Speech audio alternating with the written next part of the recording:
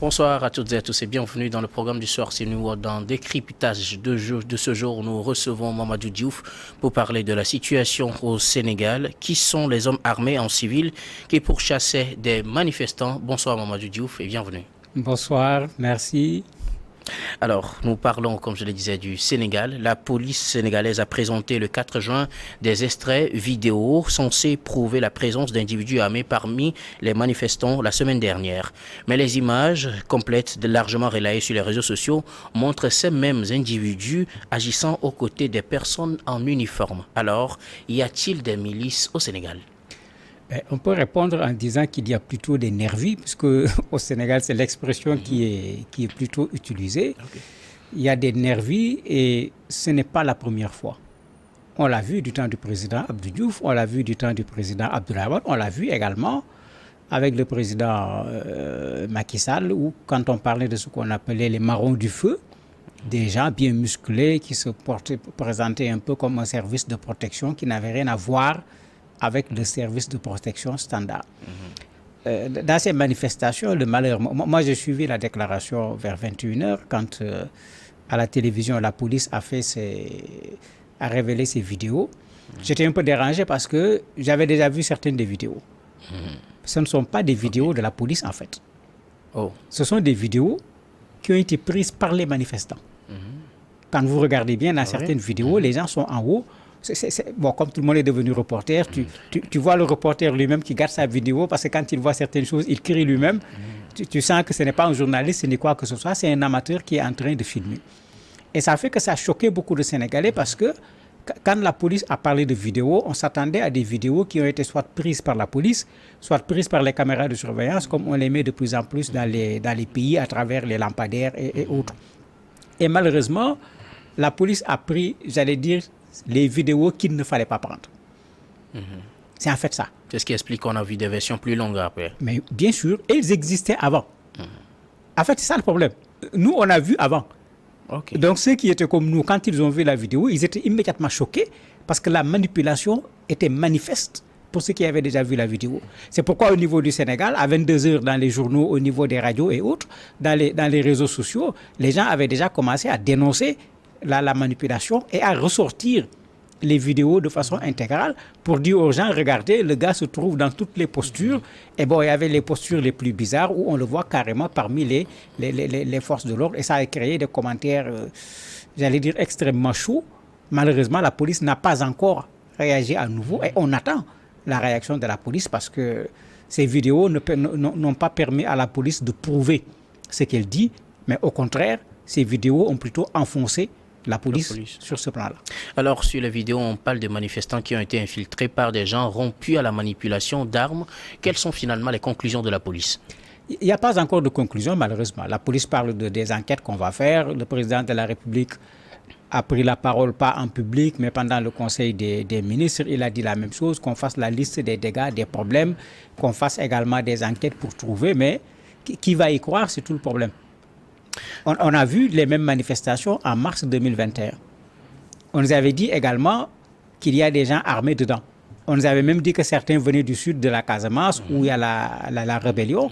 Mais on est en 2023, on n'a aucun résultat probant par rapport à ce qui a été dit. Cette fois, on nous parle de forces obscures, on nous parle d'étrangers, on nous parle de nervis, mais on n'a toujours pas quelque chose de concret qu'on a déposé sur le plateau. Qui a été arrêté? Quelle est la nationalité de ces personnes dont on parle? Est-ce des personnes qui vivaient au Sénégal qui sont de nationalité étrangère? Est-ce des gens qui sont rentrés au Sénégal pour venir participer à la manifestation, des mercenaires entre guillemets en quelque sorte? Mais on ne nous donne aucune information et malheureusement, la police, et c'est inadmissible, la police a raté totalement sa sortie. Et quand vous mettez ça dans le contexte de complot dont on parle depuis 3 ans, mais vous voyez, on remet de l'eau dans le moulin.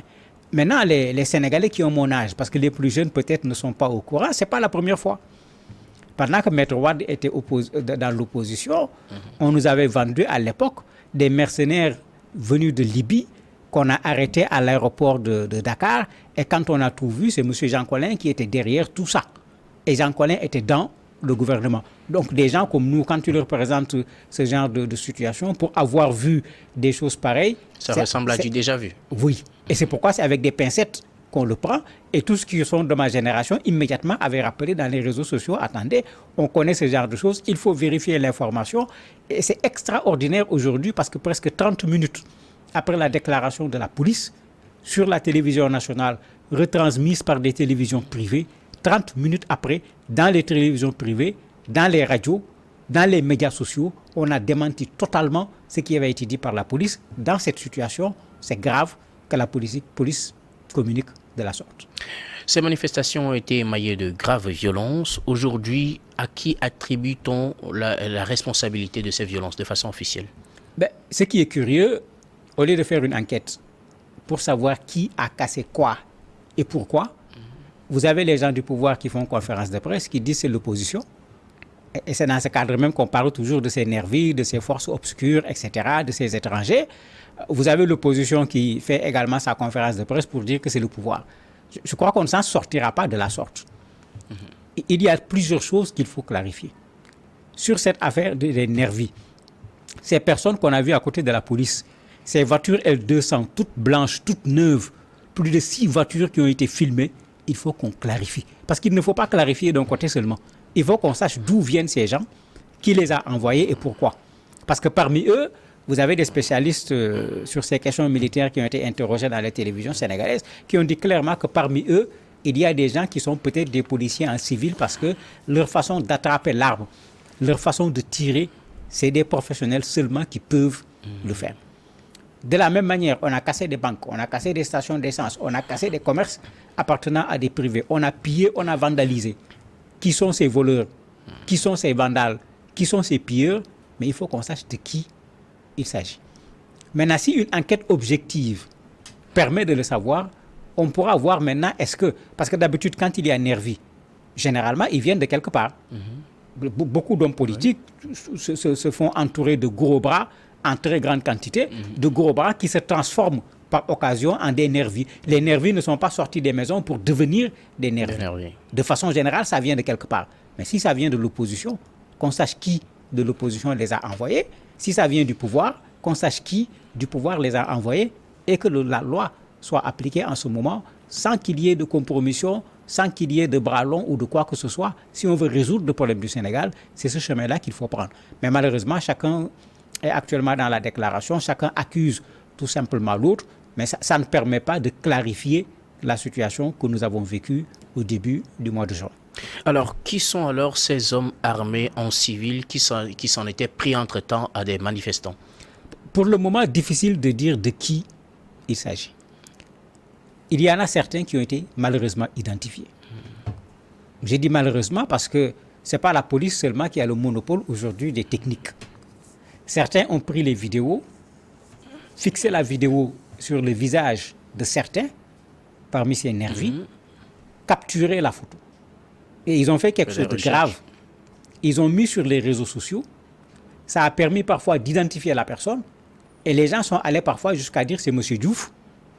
Il habite à tel endroit. Il travaille à tel endroit. Et on est en train de dire brûlez-les. Excusez-moi l'expression. Ce qu'il ne fallait pas faire. Non, il ne fallait pas d'abord mettre le visage de quelqu'un. C'est pourquoi je parle d'enquête. Parce que quand le travail qu'il faut est fait, ce n'est pas aux populations de faire une enquête pour savoir qui est nervi, qui n'est pas nervi. Malheureusement, quand il n'est pas fait, vous voyez le dérapage vers lequel on se retrouve. Et dans ce dérapage, malheureusement, il y a eu des erreurs aussi. On a fait passer des visages de personnes qui ne sont pas du tout des nervis, qu'on a présentés comme des nervis, puisque quand vous mettez le visage, on peut l'identifier, on peut dire où il habite, et on appelle les gens à s'en prendre à ces personnes-là, ce qui est grave, ce qui est extrêmement grave. Donc il y a déjà ce travail qui est fait, mais qui est mal fait parce que ce ne sont pas des professionnels et ce n'est pas du tout leur rôle. Mais malheureusement, la façon dont la police l'a fait, la façon dont de façon officielle on veut charger l'opposition en particulier, a amené ces populations à vouloir faire totalement le contraire, alors que là c'est grave, on risque d'aller encore vers d'autres dérives où des citoyens vont s'en prendre à d'autres citoyens, alors qu'on est dans une république, quand on est sûr que celui-là est un nervi, il faut amener les éléments constitutifs, il faut porter plainte contre la personne, puisqu'on la connaît maintenant, on connaît son nom, on connaît où la personne habite, c'est ça la règle. Mais pas aller faire un règlement de compte avec cette personne-là. Vous le disiez tout à l'heure, chacun renvoie la responsabilité dans l'autre camp. Les manifestants accusent le pouvoir d'avoir armé des gens pour venir mater peut-être les manifestants. Le pouvoir aussi accuse l'opposition d'avoir fait appel à ces gens-là pour détruire les choses. Finalement, à qui la responsabilité? Mais moi, je dis tout le temps que aussi bien le pouvoir que l'opposition a une part de responsabilité dans ce qui se passe. Et malheureusement, tous les jours, ils nous donnent raison davantage. Je me dis que quand il y a eu des manifestations, comme on l'a vu à Dakar, en particulier le vendredi et le samedi, pouvoir comme opposition devrait automatiquement revoir leur position. Mais on est très loin de cela. Même ces débats à l'Assemblée actuellement, vous avez les députés de l'opposition qui reviennent, qui redisent encore la même chose. Force restera à la loi, personne ne pourra empêcher à ce pays de fonctionner. Un discours qui est encore musclé. Au niveau de l'opposition, on voit exactement la même chose. Il faut intensifier la résistance. Il ne faut pas accepter de se soumettre. Mais dans ces conditions, même ceux qui tentent la médiation aujourd'hui ont des problèmes parce qu'on peut faire de la médiation quand dans chaque camp, les gens sont prêts à céder quelque chose. Quand tu veux faire de la médiation entre deux camps où les positions sont des positions radicales, on a du mal à trouver un espace de convergence et c'est par cet espace qu'on commence la discussion pour pouvoir avoir certainement des points sur lesquels on sera d'accord, même s'il y a d'autres points sur lesquels on ne sera pas d'accord. Mais malheureusement, on ne voit personne aller dans le sens de l'apaisement parmi les principaux concernés, aussi bien du côté du pouvoir que du côté de l'opposition. C'est la société civile actuellement, c'est les guides religieux, c'est les opérateurs économiques, les hommes d'affaires sénégalais qui sont même allés rencontrer le président de la République, qui sont en train de rencontrer également les forces vives de la nation, le F-24. C'est eux qui sont en train de faire le travail d'apaisement. Mais les principaux concernés sont restés dans leur position de façon stricte. Aucun pour le moment n'a véritablement bougé, malgré que plusieurs personnes sont en train dans la nuit de faire des démarches discrètement pour essayer de rapprocher les positions, mais on n'a pas encore de résultat. Mais il faut qu'ils acceptent que aussi bien le pouvoir que l'opposition ont une part de responsabilité dans ce qui s'est passé au Sénégal, le 1er et le 2. Et aujourd'hui, ils devraient se poser la question de savoir comment ramener d'abord le calme pour aller ensuite vers un dialogue. Mais malheureusement, les positions restent tranchées pour le moment. Ces manifestations ont fait officiellement 16 morts. Comment explique-t-on ce bilan au Sénégal? Sur le bilan, il y a une chose qui est claire. Une bonne partie de ceux qui sont décédés ont été tués par balle. Sur la tête, sur la poitrine, au bassin, puisque on connaît maintenant la méthode, on est habitué au Sénégal. Après ce genre de décès, la famille exige l'autopsie. Bon, heureusement que le ministre de l'Intérieur n'a pas parlé cette fois, puisque plusieurs fois il parlait, et ce qu'il disait était tout le temps démenti par l'autopsie. Les familles ont pris le soin de faire ce travail. Vous avez les organisations de défense des droits de l'homme, les organisations de la société civile, qui accompagnent également les populations dans ce genre de situation pour leur permettre de ne pas faire d'erreur dans la procédure, pour pouvoir ensuite porter plainte. Mais je rappelle, en mars 2021, il y a eu 14 morts dans les mêmes conditions pratiquement. On nous avait parlé de commission d'enquête. Je ne connais aucun Sénégalais qui a aucune information sur cette enquête. C'est-à-dire qu'elle n'a pas bougé du tout. Pas bougé du tout. Et ça fait que quand le président de la République a parlé d'enquête, quand les gens posent le problème d'enquête, mais tout le monde se pose la question, mais il y a depuis 14 morts, depuis 2 ans, on n'a rien vu. Est-ce qu'on aura un résultat? Alors qu'après les 14 morts, il y a eu d'autres morts par balle également dans plusieurs autres manifestations qui se sont déroulées avant les manifestations de début juin. Mais ça pose problème. Ça pose problème parce que les gens ne peuvent pas mourir comme ça par balle, puisqu'il y a même parfois les populations te disent que c'est les forces de l'ordre qui ont tiré parce qu'elles étaient là sur les lieux, elles étaient avec la personne, on a vu les gens tirer. Bon, mais les forces de l'ordre, ce n'est pas une personne. On ne peut pas condamner les forces de l'ordre, il faut savoir qui parmi eux a tiré. Parce que de la même manière, il ne faut pas les charger de la sorte. On a vu les forces de l'ordre dans leur fourgon, blindés, venir vers les populations. À un certain moment, au lieu de forcer sur les populations, ces forces de l'ordre ont fait machine arrière, en reculant. Alors qu'ils avaient tout ce qu'il leur faut pour pouvoir tirer sur les populations. Donc on ne va pas prendre toutes les forces de l'ordre et mettre dans le même lot. Mais ce qui permet de régler l'affaire, c'est de pouvoir savoir qui parmi eux a tiré, pour faire la part des choses entre ce qui est bon et ce qui ne l'était pas. Et encore une fois, c'est une enquête qui peut le faire. Et aujourd'hui, personne ne croira à une enquête faite par l'État. Il va falloir que l'État aille vers au moins une commission d'enquête qui va impliquer la société civile, l'opposition, pour que quand il y aura des résultats, qu'il puisse y avoir un tant soit peu de crédibilité sur les résultats qui vont être fournis aux Sénégalais. Bref, l'enquête que compte lancer le président Macky Sall est déjà vouée à l'échec, au discrédit. Avec ce que la police vient de faire comme déclaration, avec la façon dont on les a attrapés comme de petits manipulateurs, mais vous imaginez cette police en train de faire une enquête? Qui va y croire? Pas beaucoup de Sénégalais. Il y a finalement tout un mystère qui entoure donc ces manifestations qui se sont soldées avec officiellement 16 morts. On ne sait pas par qui ni comment ils sont tués. Que dire finalement de la situation? Mais elle est grave. Et ce fait aggrave davantage la situation. Puisque vous avez les familles des victimes, quand vous les entendez, quand vous voyez la désolation, mais il y en a qui réclament justice clairement. Vous avez les jeunes même qui disent, mais c'est des jeunes qui sont de chez nous, on ne peut pas accepter. Ces jeunes ont tendance à vouloir continuer avec la manifestation, et la manifestation ne ramènera pas la personne qui est décédée à la vie malheureusement, mais ça ne règle pas le problème. Il faut qu'on passe par les voies normales. Et les voies normales, c'est une commission d'enquête. Qu'il soit une commission d'enquête indépendante, qui puisse produire des résultats qui permettront aux Sénégalais et à la communauté internationale, parce que maintenant ça concerne tout le monde, de savoir dans cette affaire qui a fait quoi. Et quand je dis commission d'enquête, il ne faut pas s'en arrêter à ceux qui ont perdu la vie. Il y a d'autres qui sont actuellement dans les hôpitaux qui sont des blessés graves, il y en a plus de 78. Vous avez d'autres qui sont handicapés, et d'autres ont été torturés dans les prisons. Il y a plein de choses qui se sont passées, sans compter les saccages, les vols, mais il faut mettre au clair toute cette affaire-là.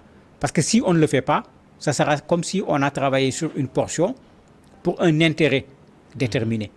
Et maintenant, quand la justice pourra établir de façon indépendante qui a fait quoi, mais qu'on sanctionne. Pour que demain, que les gens comprennent que dans une république, dans la démocratie, on manifeste. La manifestation fait partie de l'expression de la démocratie.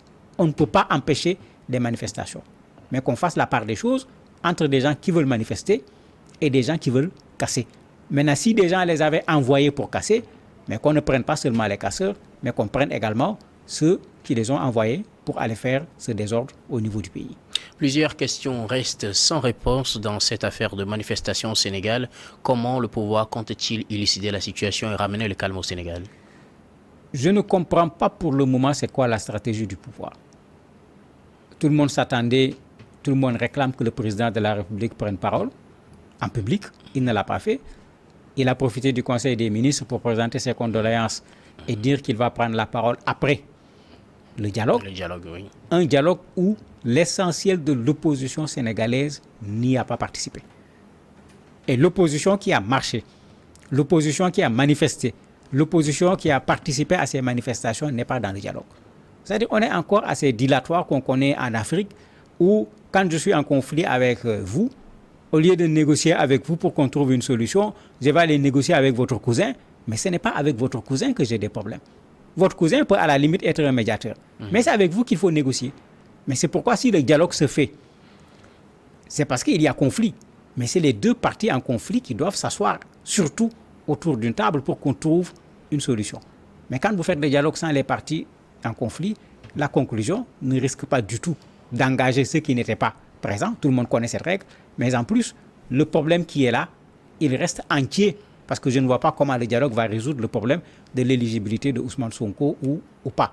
Est-ce que le dialogue va résoudre la question de la troisième candidature du président de la République ou pas? Mais surtout ces éléments, on n'a pas encore une réponse claire, alors que ces deux éléments sont les premiers éléments explicatifs de la tension qui existe actuellement au Sénégal. Quel que soit ce qu'on va faire, sans se pencher sérieusement sur ces deux aspects, on n'aura rien fait. Le calme qui est là sera toujours un calme précaire qui à tout moment pourra être remis en cause. Merci beaucoup Mamadou Diouf pour réponse dans ce décryptage. Merci également à vous très chers téléspectateurs de nous avoir suivis. C'est la fin du décryptage de ce jour. Je vous retrouve très bientôt pour la suite des programmes sur New World.